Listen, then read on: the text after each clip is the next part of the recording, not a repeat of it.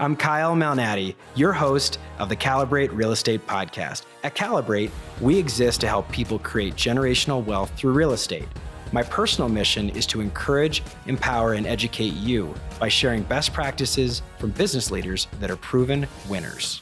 Broadcasting from the Mile High City, thank you for tuning into another episode of the Calibrate Real Estate Podcast. Our guest expert today comes from the financial world, financial services. Curtis May is the president of Practical Wealth Solutions and the host of the similarly named Practical Wealth Show podcast, which you can find anywhere on Apple, Spotify, iHeart.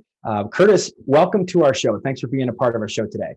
Kyle, thanks for having me. I'm hopefully I can share a few interesting things for your listeners. I'm excited to be here. Thank you. Well, I think we had a great conversation, as a lot of guests do, right before we started recording, just about kind of how you got into financial planning and helping people. I love that you share with your clients that you present them with a plan, not a product or procedure. And that comes from kind of being in the more traditional financial services industry for a long time. And you said, look, this system's kind of broken. A lot of the messaging that's out there to the masses or to the public of, throw as much as you can at your 401k and save there. You've kind of debunked that and said this messaging may work for certain W-2 income earners, but for real estate professionals, for our Calibrate audience of realtors, but then also real estate investors, that probably is not the best strategy. And why is that? Because it's most of the so it's two schools of thought. Let me just break it down in the financial world. So there's what we call the accumulation theory. Okay, buy and hold, dollar cost average, get out of debt, get a diversified portfolio of mutual funds, modern portfolio theory, all that stuff that is taught that you see on TV by a lot of the financial entertainers, I like to call them. But when you look at what the institutions do and what really truly affluent people do, and so the especially the agents, brokers that listen to your show, they're small business people. Okay, planning works differently for us. Okay, I say us because I'm a third generation business owner. And I always told I never got that go to school, get a good job talk. My dad told me you're never making money work for somebody else. And so, but what happens is on the other side of that, if you start paying attention to the Buffetts, to the institutions, here's what they teach. This is from a great book from Who Took My Money by Robert Kiyosaki. What they focus on is velocity of money, right? So they're not trying to hope the magic of compound interest and the rule of 72 worked for them. Velocity is, if you ever look at Shark Tank, Mr. Wonderful always wants to know, what, if I put $500,000 in your deal or $1 million in your deal, he wants to know, how soon am I going to get my money back? Okay, return of his money. So now, is that deal still throwing off cash flow? Yes, okay. And see, so now what do? He gets it back, he puts it in something else, he gets it back. That's velocity of money. That's what your apartment building people do. That's what your investors do. That's what you should be doing. That could be into your business, right? For coaching or for new equipment, but you want to get your money back and flow it out into something else. And the second thing they focus on is cash flow, okay? Because your goal is to become financially free, right? And so that's not a net worth goal. You can't eat equity, okay? So you need to focus on cash flow, right? And they got me riled up. And then it's on leverage, right? You're not trying to get out of debt. You need to get into more debt. There's good debt and bad debt, right? There's constructive debt and there's destructive debt. So you need to understand the difference between an asset and a liability. And then one of the things where they teach like by-term investor difference, banks, I was just going to client, like banks store their money in permanent life insurance. That's where they store their tier 1 capital and their safe money that doesn't flow back out. And so you need to build liquidity. Most people are way too illiquid. We'll get into that. We get into the principles, but when you study them, that's how they handle money. Well, that's how you need to handle money. Okay. And you need control of your money. And so those are the schools of thought. So that's why it's bad, because it teaches you to lock money up for 30 years. An institution would never put money into let's say, into account where they couldn't, let's say you're 30 years old and you can't access your money until 59 and a half. Would Bank of America, would Vanguard ever tie their money up that long? Would they ever put money up in a situation where they can't control the outcome of the investment, right?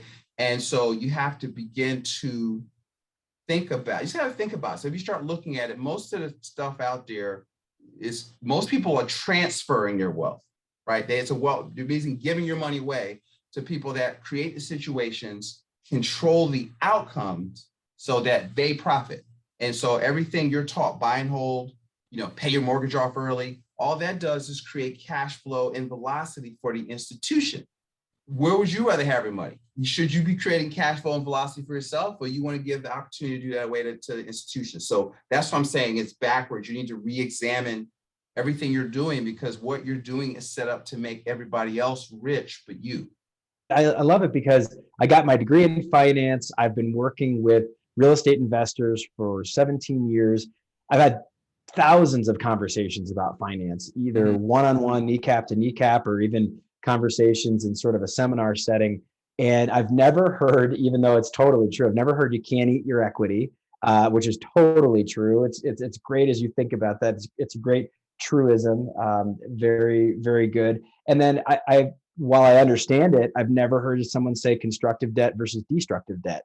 So let's talk about both of those as far as debt structures go. What type of debt, just to keep things really simple, is constructive versus destructive? Well, if you pay for it, it's destructive, right? So credit card debt, car loans. So let's define debt. Debt is something that the only way you have to pay for it is with money you have not yet earned. So you're using future earnings as collateral. So if you don't have any assets and you're in debt, right? And so that's just a drain. That's a wealth transfer, because you have to now service that debt, and now you're taking part of your lifestyle money and sending it to the financial institution. That's debt. Okay. So good debt, or constructive debt, is you buy an asset. What is an asset? Something that puts money in your pocket without you working. Right. So now if you get a duplex and your duplex 200,000, and you put 20% down is 40,000, and you got $160,000 mortgage for 30 years. That's good debt, right? Because you still can, if you're cash flowing $2,500 a month off that property, your tenant is paying that debt back. You still have positive cash flow. And that's good debt. You want to save money, the verb of saving, but where most people are, this is another topic, but are storing their cash, where the longer you hold it, it goes less in value. And so good debt, the other side of that is you got to look, and this is why I say equity. Equity has no rate of return. The rate of return on equity is zero, because if you look, here's the defining moment we teach our clients. Because of inflation, your money will never be worth more than it is today. Well, don't you think the banks know that, right? And so I have a guru that tells people to do turnkeys and then double down and pay the mortgages off. I disagree with that. I said we respectfully disagree, because for people starting out, you need to keep that money liquid. And because the Fed is destroying the debt for you. Student loan debt, I won't pay extra. I wouldn't be in a rush to pay off student loan debt, since we're in there. I'm gonna go there too. Is simple interest amortizing debt. So you should be saving money and looking for assets to buy, and let the inflation destroy the debt for you. Don't get 15-year mortgages, don't get bi-weekly payments. All that's complete waste of money. And once you understand that first rule, your money will never be worth more than it is today because of inflation. Then you want to keep your more valuable today dollars and put them to work and pay the debt off slowly with depreciated dollars. So let me take a break. There's a lot of conversations about inflation, especially right now. We're recording this in 2021. A lot of people are starting to realize that. It's been a conversation in financial services for a long time. But for those that are kind of like, I sort of understand what inflation is, like, but what is it again? It's very simple. It's just the cost of goods and services. They're more expensive tomorrow than they are today. And in our situation right now, post-pandemic, that has been rapid. It's been very quick, and especially in things like real estate, in construction. You go into the nitty gritty of appliances, and just all these goods and services are way more expensive today than they were even just last year. So this last year has been a very, very highlighted version of, you better make sure that you've got some assets that are creating money, creating cash flow, helping you grow your wealth, because that inflation is going to eat away at the money that you have saved. Yeah, well, and see, so in inflation, there's certain things that inflation helps. Inflation helps real estate. Inflation helps your rents go up. It's about a year lag factor, but inflation drives up the rent. So you want to get on the right side of inflation, right? And so now let's back up. That's not inflation. That's what most people think inflation is. So inflation, classically, see, they changed the definition of things. So that's why you got to learn, to follow the bouncing ball because it's all this misdirection. So inflation is an increase in the money supply. Okay. So when you increase the money supply or inflate it, now you've got more dollars chasing the same goods, right? So what you're perceiving as higher prices is really the value of the purchasing power of the dollar going down, right? So what people think is inflation is actually the result of monetary inflation. So now you know what's happening, because if you know, I had a mentor tell me, if you know what's going on, you'll know what to do. So you need to know what's going on. And then, all right, then you look at it from a planning standpoint. Remember, investing is a plan. You got to see, all right, if I own single family homes or apartment buildings, well, one with apartment buildings, you can force inflation by making them more profitable, right? And so you do it, you improve your rents, because commercial properties don't go through the valuation like an appraisal, like single families. So you're actually making more cash flow, makes your go up, you cash out, boom, that money's tax-free. You go get another deal, but you still have your rents paying the mortgage back. Boom, that's using debt as money.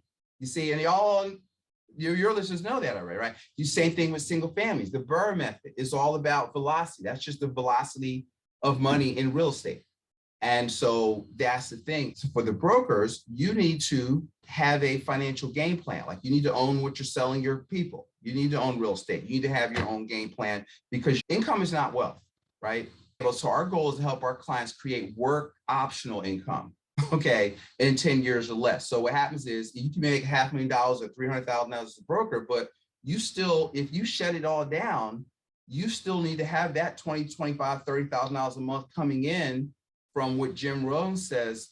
Financial independence is being able to live like you want to live from the income from your personally invested assets. See, that's what you're working for. So your business is there to compress the time frame, so you can make more money, so you can save more money, so you can buy more assets. It's not there so you can impress people with your Hummers and your Land Rover SUV, all that stuff. You can do that stuff. That ain't a goal, okay? Because income is not wealth. So you be like the ball players. I'm an old basketball player, so like I see people make $100 million. They're like, "Are you insane?" So anyway. I love it, because that's top performing realtors, that is the number one thing. You see that we have this amazing ability to earn income, but then, what are we doing to actually create assets that are going to be spinning off cash flow? It's a great gut check. It's a great reminder to the real estate profession of, we have this ability to observe a lot of these great assets as we're selling them in single family or multifamily housing. And you got to get into some of those investments. So I completely agree with you. Curtis, one of the things that I've heard throughout this, and I just want to make sure to distill it to the listeners, is that you've got this practical wealth system, and your approach is an educational process. And you've shared with a lot of people in your audience, and a lot of people that you financially help them plan, is that their number one financial asset is their knowledge. And I really appreciate that education is the basis of where you come from. What are some of the things, if you were to meet with someone, call them John or Jane Doe, if you were to meet with someone, what are some of the first things that you do to just make sure that you understand what their starting off point is, and then some practical steps to get started? Yeah, so it's one, I want them to understand that I'm the guide. It's your money, right? So I educate is from the root word educe, which means to draw out, right? So I feel that you're smart enough. The typical financial world tells you you're not smart enough. You don't have the time, the temperament, or the training to basically personally manage your own money. So in all of their marketing, in so many words, basically says, give your money to us. Right? So what I teach people is that your number one asset is you, right? So you have to invest in your mindset, which you know how to do, your skill set, right? Your skills is what makes money. So your negotiation, sales, marketing, dealing with people, leadership, you've got to work on your skill set, because entrepreneurs solve problems, right? So money follows value. So you have to create value in the marketplace. Money is a result of serving people, right? That's why you should never feel good about making a lot of money, because if you're making money, you've served people at a higher level. Money's a result of that, right? And then, and network, who you know, but more importantly, who knows you, who knows that you have the skills to solve their problems. The bigger the problem, the bigger the check. And that's hard because most people, they don't want to do that. They just want to work and think and max out their 401k. And I tell them, look, if that's what you want to do, that's fine. Don't call me because I'm not that guy. I expect you to think it's your money. But see, they don't want to know what you want and why. See, most people can tell you what they don't want, but they really have a hard time telling you what they want. What do you want? Money's to do something. Our overriding goal is to get to what we call the FU position, right? And we call it being a cash flow near, which is passive income, twice your expenses. So you can tell whoever you want FU, right? So I want to, if you're in business, I always like to make sure, I'm building an agency that I produce all my people. So if you think Curtis is great because of all the production I do, no, FU, because I outwork you. I'm like Jordan, right? I'm going to outwork you. And then I can talk to you the way I want to talk to you, right? So I totally understood The Last Dance. And so, but now what we teach is principles. So I teach two things. I teach the 5 principles of personal finance. So if you think of principles are unchanging. So if you read Ray Dalio's book, you've got to have a certain philosophy about, like, when money hits your personal economy, let's just keep it in the realm of finances. How do you think about that? So a good book, if you want to see what I mean principles, read The Richest Man in Babylon, right? So the first principle is part of all you earn is yours to keep. So you have to save, right? Saving is not putting money in a mutual fund. That's not saving, that's investing. That's a different topic, right? But the second chapter, if you say, well, Curtis, what do? I teach chapter 2 of The Richest Man in Babylon, the 7 cures for a lean purse, basically when you boil it all down. But I organize that into 5 principles. Save 15% or more of your gross income. The second is maximum protection. So I call it, from a basketball, football perspective, you got to play defense. So savings is defense, right? Insurances, right? So insurances, and when I work with somebody, this is not on the first meeting, but we have a model called a personal financial snapshot. We help people develop a game plan based upon these principles. And so the second principle, see, most people skip this because this is not sexy, is insurances, right? I just went a guy this morning, he was like, he had decent coverage, he had 50, 100, 100,000 in property damage. Well, in Pennsylvania, maximum protection, because insurance is to indemnify you, which is to make you whole. So you transfer the risk to other people, right? So most of those types of agents are very transactional. So they don't really teach people what they have. So I said, look, dude, you need 100, 300 of property damage. I said, what if you knew you were going to be in an accident tomorrow and it was going to be at fault, and you have 100,000 to cover everybody in the car? But I said, how long would $100,000 last if they have medical instances, right? Or if your kids were in an accident? So now maximum protection says, all right, you need 100, 300. This is for Pennsylvania, what I'm saying, of property damage. I said, he had uninsured motorists at 1530. I said, no, dude, that means if they hit you and they don't have enough insurance, you only have $30,000 to cover your injuries, right? So whereas if you bump that up to 100, 300, then they will take care of you and they'll go back to the other people to recover damages. So I don't even make money off of PNC. I just try to get people to understand the idea that there's gaps, you leave holes because you skip stuff.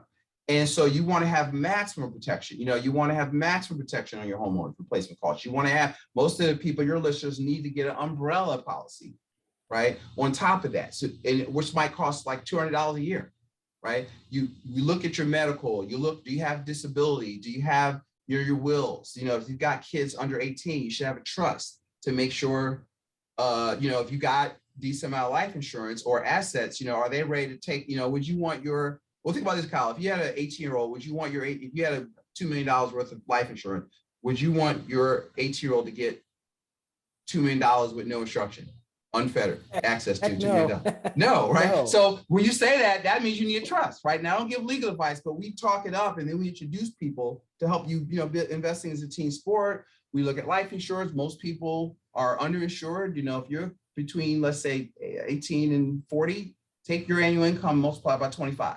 Okay, between 40 and 50, multiply it by 20. If you're over 50, multiply it by 15. That's how much the insurance company will give you, right? Now, a lot of that will be through term insurance. We'll get to insurance conversation later, but I want you to think the concept of defense, maximum protection. Then we talk about full replacement of assets at death, which is legacy. You want to leave a legacy of wealth and wisdom. That's principle 3. Principle 4 is 6 to 12 months of liquidity. If COVID has shown anything, is that most people do not have enough liquidity. They can't go without income. I want you to be able to go without income for a year. What kind of peace of mind does that give you? You know, your first 90 days is like your emergency fund, and everything in normal times above month 4 is your opportunity fund, but stuff happens, right? And then principle 5 is velocity of money. So learning to buy or build assets from the liquidity that you created or access to other people's capital to buy and build cash flowing assets so that you can develop, I don't even like passive income. I like asset-based income. Because you're really buying assets. It's not passive as you think you lying on a beach somewhere and money's just rolling in. That's not how it works, especially in real estate, right? And so you've got asset-based income equal to or greater than your expenses, including your business.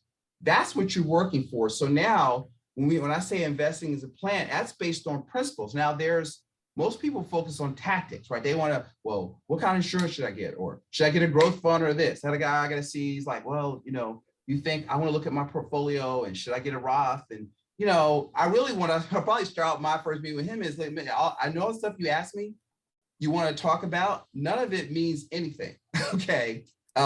You're just shuffling the deck chairs on the Titanic. I mean, none of that stuff is I might say it. I'm trying to figure out a nice way to say it, but we're going to go back to the principles, and then so it's principles drive strategy. Strategy is what you do, and strategy drives tactics. Tactics is a product you buy.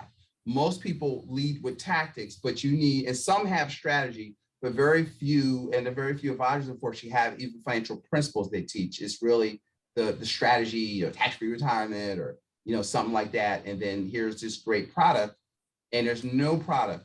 Hear me, guys. There's no product that's going to take you to financial glory. It's not, the success doesn't lie in a product. And so anybody's telling you that, you need to run.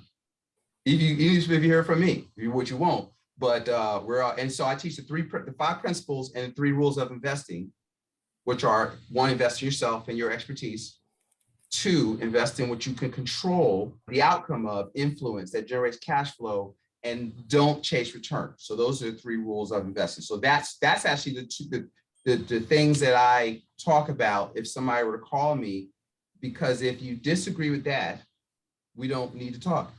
Okay. I always look, here are the 4 pillars of a strong personal economy: freedom from debt to others, ready cash you need it, asset-based income you don't have to work for, you can't outlive, and a legacy of wealth and wisdom to go along with that. And if that's not where you want to go, don't call me, because that's the end of the movie to me. So if you want to talk about standard deviation and all this, stock market nonsense, which the stock market is not investing, it's really speculating because you can't control it. I think that's the most important thing we started with, is that this is an industry with a lot of mixed messaging out there. And frankly, the people with the biggest megaphone, the biggest platform, oftentimes are, I don't want to say it's misleading the public, but a lot of these things are to present a product that creates a lot of money for an institution, and they're the ones who are really controlling the marketplace. And so I think a lot of people feel like they have this Popeye moment. If you remember, the old show Popeye the Sailor Man, where they're like, I've had all I can stand and I can't stand no more, and they get to this point where they say, I want to control my own destiny. I want financial freedom, and I don't feel like whatever major institution is out there is actually advocating for me. I'm the little guy, I'm the pawn in their great game. Right. You need to use them, but you've got, because any financial product here, they're built with 4 rules in mind. They want your money. They want it on a regular basis, like every time you get paid. They want you to keep it for as long as possible. They want to keep it in their institution for as long as possible. And they want to give it back as slow as possible, if at all. Right. So every financial product that's built by what I call the product manufacturers, that's their goal. So you need to, it's not that that's wrong, that's how they make money. So you need to know. And so since you don't have an agenda, you don't know how money works, you're just following along. If you buy the stuff the way they sell it to you, within them, they create wealth transfers of fees, of inaccessibility to money, so you need to do them. But what we do is we use financial products. I'll tell people, look, I'm the I don't sell the like golf clubs. I'm the swing coach, right? And so now I sell clubs, but we need the swing. You need a process, and doing the right process, you'll pick the right product for the right situation. So you still need products to win. You just got to get them and make sure they're structured so that you win and not the institution.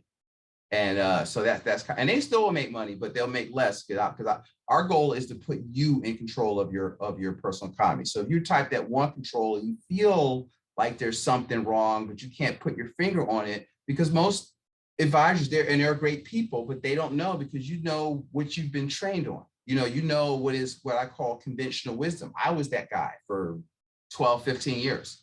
I read Rich Dad Poor Dad. I was like, what he's talking about and what I'm doing are different. And it still took me 5, 6, 7 years to kind of figure it out to get to what I've been sharing with you now. I didn't understand it all, but now it's like we've got it really dialed in. It works, and it's not working because Curtis is so great. It's based on principles that are they're not based on products. The product of the day is based on just fundamentals. Football, you got to block and tackle, right? And so it's based on that, and it's based on the fact that you are the best stewards of your money. And that's what I'm betting on, that if you know how the game is played, because we'll hardly get a straight answer from me. I was like, what do you think I should do with this Roth IRA? I don't know. What do you think you should do with the Roth IRA?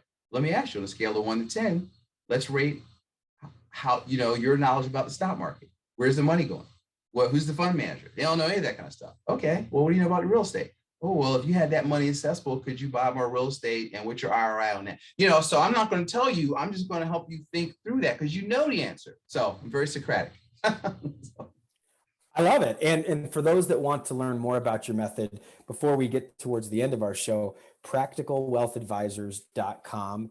And if someone, of course, is on the East Coast and in the need of your services, they can get in touch with you and go through your method, because I think, like a lot of things in life, if you want to get what everybody else is getting, go do what those people do.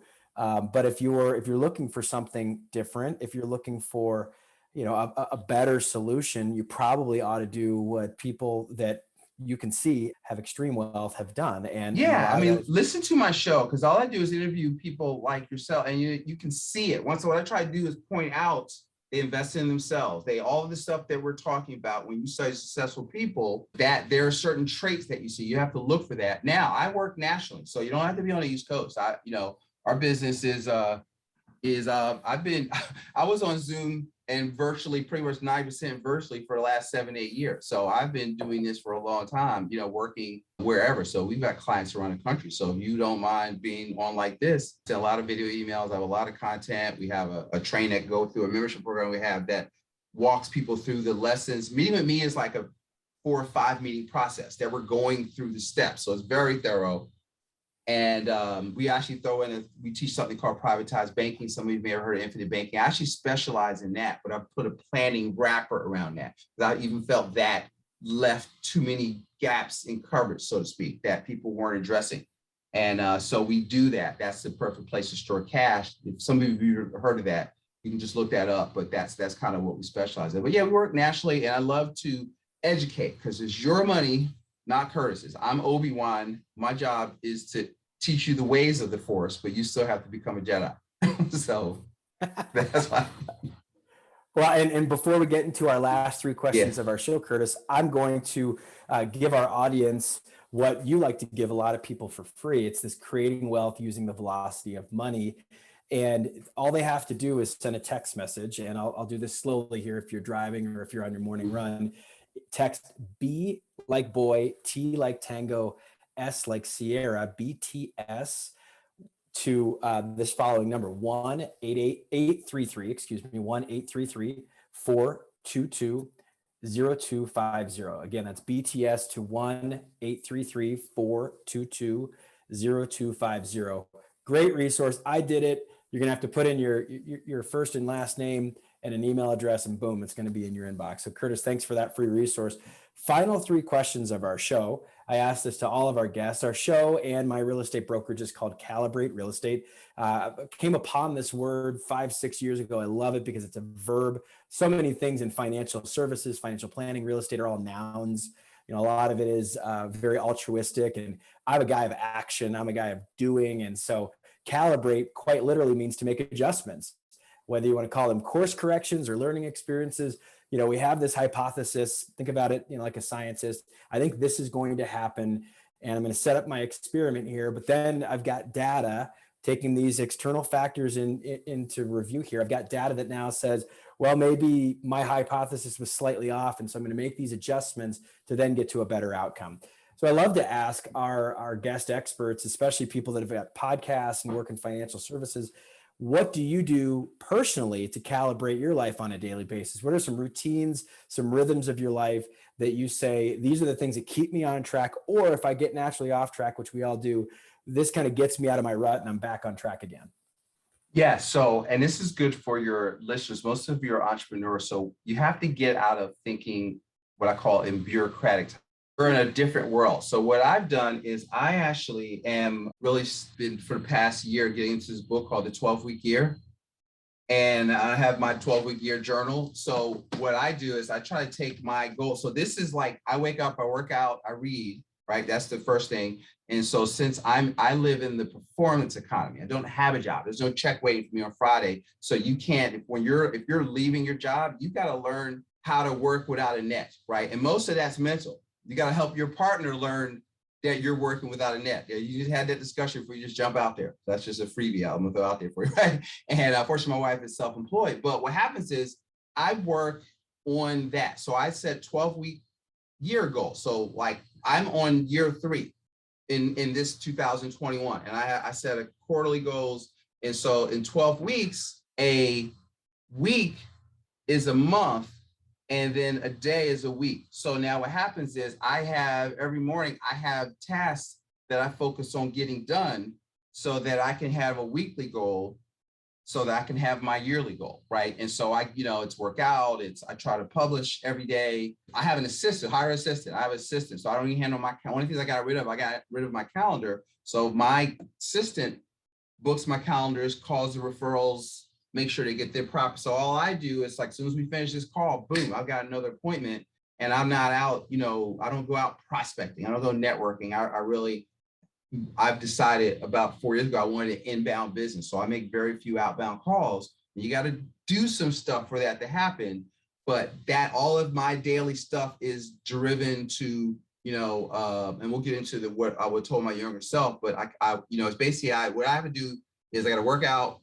I have to, I'm reading like the Stoicism. So I'm studying this book on this Stoicism, and I just work on, so every year on personal development, I work on, can I get better, right? Am I getting better? So I set 2 personal goals, 2 business goals, and a personal goal. So how am I getting better with health, with my skill set, with, what I'll look at what course or marketing or something within my business or some certification, but I want to do it every quarter as opposed to every year. So what is it do I need to know? Because remember, your skill set is what makes money. So as I get better skills, that allows me to drive my revenue, and I try to force my revenue up every quarter, right? And so every quarter, every month that I don't make more than I did the month before, that's a loss, right? So it's like football. When football had 12 seasons, where I have 4 quarters, 4 weeks in a month, and I need to grow my cash flow.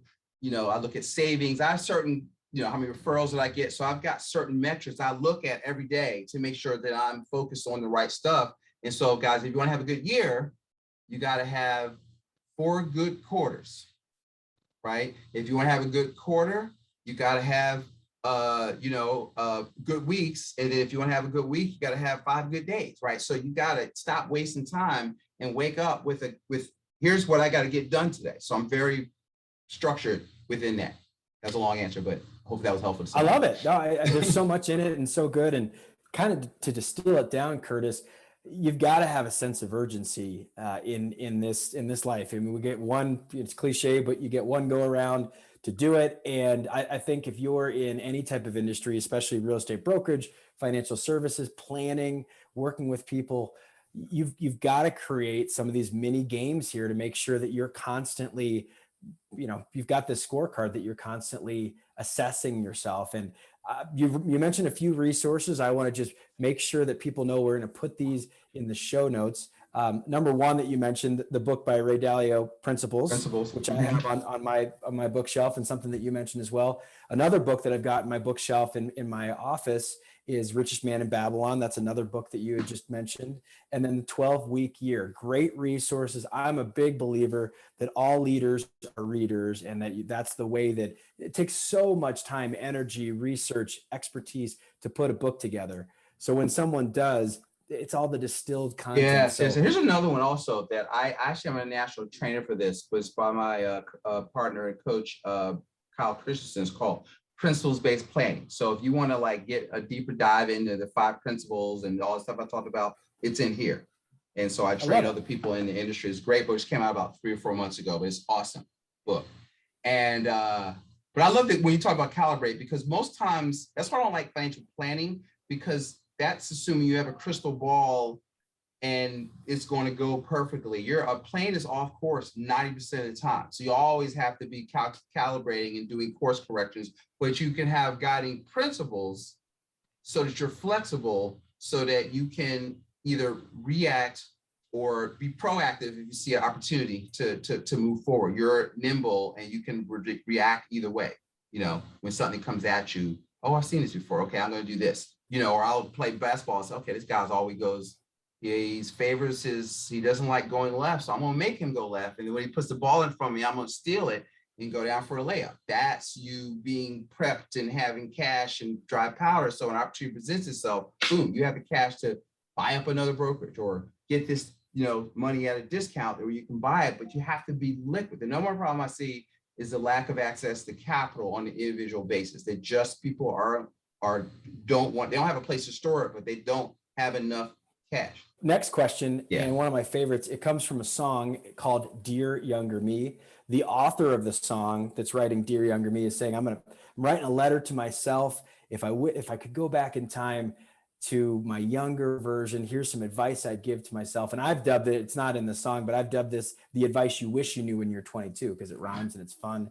So if you could do that, if you could hop into a time machine, Curtis, go to your early 20s and say, after working with all these affluent people, after creating these different systems and these models that make sense, what is some of the advice that you would share with your younger self? All right, let's keep it in mind. My first thought was, I wish I could put 28-year-old Curtis in my 22-year-old mind, which I understood about women. But anyway, that's another off topic. All right.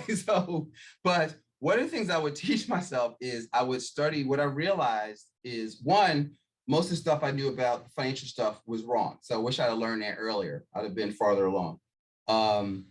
2 is understanding what business I was really in. Okay. Because a lot of times in our business, for the agents, advisors, you're taught to prospect. Okay. And I realized I was really in the marketing business. So I started getting into, I'm a big fan of like Russell Brunson, Dan Kennedy, magnetic marketing. And then what you want to do is you want to attract people to you. And so what I realized is that I was in the marketing business. And I did it by accident, which is, I found that teaching sells. So I've always done workshops and seminars and tried to educate people. And so if you educate people, they will come to you and you don't have to sell them. So I wish I'd have really gone all in on that at 22. Because once I really started discovering that 4 or 5 years ago, I quadrupled my business once I understood that. So if I knew that from the get-go, then I wouldn't go through those income peaks and valleys, right? Because I didn't have a marketing system to make sure that it was lead generating for me, so that I always had places to go. That's the game changer, because that's keys to the kingdom is marketing. People will say, most agents, I'll ask them, because I work with a lot of real estate people, and I said, well, have you ever read The Millionaire Real Estate Agent by Gary Keller? And I go, oh yeah, definitely. They go, no, they haven't. I was like, well, The Millionaire Real Estate Agent, Millionaire Real Estate Agent. You haven't read that? I had read it 4 times. I still use the 8x8 32 touch as the foundation of my marketing system. You know what I mean? So you got to work. I call it working on your game. That's why you go back to the 12-week year. You got to work on your game. You have to get better. See, if you work on getting better, you don't have any competition. That's what I would tell myself. Don't worry about compete, but don't compare. Run your race and just make sure that you train hard, trust your training, and get better. That's when my kids used to run at 400. So I was like, you said, trust your training, right? And you're going to be tired, but you just trust your training, keep your form right, and finish strong in the 400. Now the Olympics you're so right about that from a marketing perspective. I'm someone that built a lot of my business originally by making cold call prospects to people who owned in real estate. It wasn't blind, it wasn't random. Yeah. They were people that owned buildings, and I would research them and create a database, and all of that was good. Where things really became successful for me is when I really leaned into curating an email database, sending information to that email database on a regular basis. I was able to control it. I believe that social media has a part in marketing, but the problem is again, just like financial services, if you're spending all your time on Facebook, on Instagram, on Snap, whatever the latest social media is, you don't control who actually gets to see that. You don't get to control the way that works. There's a lot of algorithms that are working against you.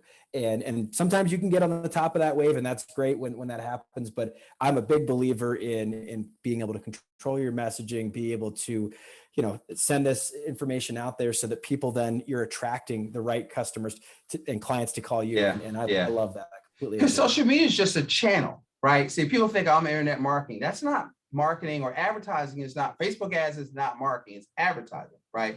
And but what are you talking about? So if you can't answer the question, why should I work with you versus any and all other choice I have, including doing whatever I'm doing now or doing nothing, in other words, your unique selling proposition, what the hell are you talking about on social media? You're just yelling and, I'm here, I am in front of my Bentley or by the pool, and nobody cares about that. They want to know what you can do for them. See, so that's what allows you to make money. Once you get that and stop, wasting time. Russell Brunson says you need to be a producer of media, social media, not a consumer, right? So you need to publish, you need to document your journey, you need to be the educator, you need to interview people like you're doing. You're creating authority because you have a show. That's what you got to do. That's what some of my real estate investors that are big, they go Instagram live, they do walkthroughs of their properties. What allows them to raise a lot of private capital, because they have a scope of work, a performa, where they see that you're out there doing. Because I asked one guy, why are you doing this? Because he's making money, didn't need to teach. He wasn't trying to be a guru. But it helped him raise money because he was showing what he was doing out there and teaching, because teaching sells, right? And teaching. So that's all I have to say about that. I love it. Final question, and it actually is derived from that last question I asked you, the Dear Younger Me question. I asked my performance coach, my real estate coach, my life coach, a guy named Chris Oakley. We're almost to episode 200 now, Curtis, but I interviewed Chris in the first 5 episodes, and his answer was when he was in his 20s, he was actually part of a mentoring group. That mentoring group, the leader of that group had a bunch of 20s that he was mentoring. He said, guys, you got to read this book by an author named Andy Stanley called The Principle of the Path. And there was an exercise in that book. And the exercise was they had to write their own obituary. Sounds pretty morbid, but it is very much what Stephen Covey taught a lot of people in his 7 Habits of Highly Effective People, which is, start with the end in mind. And so Chris wrote his own obituary, lived on mission for the next 10 years, and tragically passed away just a couple of years ago before the age of 40. Good buddy of mine, and I now ask this question as a tribute to him, is that what would you hope your legacy would be? And instead of maybe an obituary, if you have someone, one of your daughters, your wife deliver your eulogy, what would you hope that they would share to that audience at your funeral as things that people would remember you by, Curtis? Yeah, I want to remember 2 things. I have great kids, and that they're happy, well-adjusted, and prosperous. That's our number one, I think, our number one goal. And to when I talk about leave an inheritance of wealth and wisdom, hopefully I'm instilling the lessons of, so you don't get crazy out here when you get this money. But I like helping people. So one of our goals is to create 1 million economically independent people. And, so by teaching principles, because products aren't going to get that done. I can't even get it done, but through the show, through my lives, through our workshops. I have a guy I was talking to this morning He says he found me on Instagram. He went back and he started listening to my shows back to episode 1. And he's on like episode 48. And I got 177, right? So, but he's telling me the transformation he's gone through mentally from listening to me and the confidence he's experiencing. And I'm like, you never know what you're putting out there and what people are receiving. So that, I think that's our legacy, is that I'm wondering, all right, what would I want to have known? And I'm just trying to get people, especially, and I'll just go here for a second, in the being an African-American advisor, I know that a lot of the people that I talk to will never see this stuff unless Curtis shows it to them. So I'm the curator. That's not who all I work with. But the thing is I'm going to tell it to you. I'm going to tell you that it's all right. Capitalism is good, right? Because capitalism is just an ever expanding system of cooperation of strangers, right? Stop looking for other people to solve your problems and all that kind of stuff. So that's like kind of my sub-measure. Stop looking for people to solve your problems. And so if I can create stronger, more independent people that can pull their own little red wagon, that's what I want my legacy to be. Boom. That is amazing. I mean, that's pure gold, it, but to have that type of goal in front of you and to know that I'm working to improve other people's lives, help them, pull their own red wagon. I love that. Love that visual. I absolutely love it. Curtis May, this has been fantastic. I always feel like at the end of any show, and as a podcast host, you might feel this way too. I'm like, man, where'd the time go? It's like I just went into this vortex, and all of a sudden we're like out an hour later. It's crazy. Practicalwealthadvisors.com. Make sure to go check that out. Obviously, go get the free resource that we mentioned. We'll drop that in the show notes too. So go ahead and text that. Curtis May, thank you so much for being a part of our show. I'd love to thank Interview Valet for setting this up. We've had so many great interviews with the folks over at Interview Valet. I'd like to give a shout out to Ann Russell, our podcast producer. If you liked this podcast episode or any of the Calibrate Real Estate podcasts, or heck, if you go over to Curtis's show, Practical Wealth Show, make sure you share it. Just hit that little share button, text it to someone, email it to someone. We're putting a lot of work in there. Most of the time it's free because we want people to have this great information out there. So for Ann Russell, our podcast producer that put this all together, thank you. Curtis May, my man, from a different zip code, different area code. Right. I love the conversation we had today. And as I say at the end of all of our episodes, Curtis May and we will see you around the neighborhood. Thanks, everybody. Thanks for tuning in. Thanks for having me. All right.